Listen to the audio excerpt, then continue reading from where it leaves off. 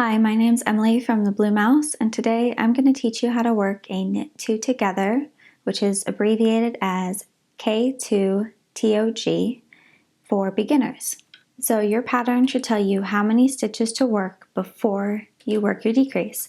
So let's say, for example, that my pattern says to knit 8 stitches. So I have worked 8 stitches to my right hand needle, and now I'm ready to work my knit two together. So when we look at a stitch on your knitting needle, there is a front loop and a back loop. And for a knit two together, you want to go into the front loops of 2 stitches. So typically, when you're going into the front loop of just 1 stitch, you go in from left to right like that, right? So you're going to do that same thing, but for 2 stitches. So here are the front loops of 2 stitches, right? We're going to go in from left to right as if to knit into both of those 2 stitches.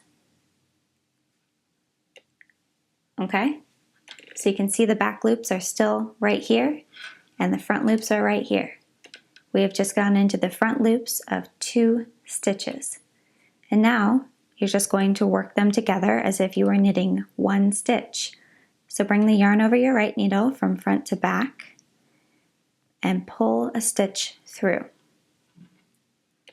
Okay, and now you have 1 stitch on your right hand needle, and you can drop those 2 stitches from your left hand needle. Now you might need to pull on the working yarn to tighten it up and prevent that hole. Don't pull too tightly, you just want to make sure that the size of this stitch is about the same as all the rest. And there you have it. You have decreased 1 stitch and worked a knit two together. So if you found this helpful, please like this video and subscribe for more.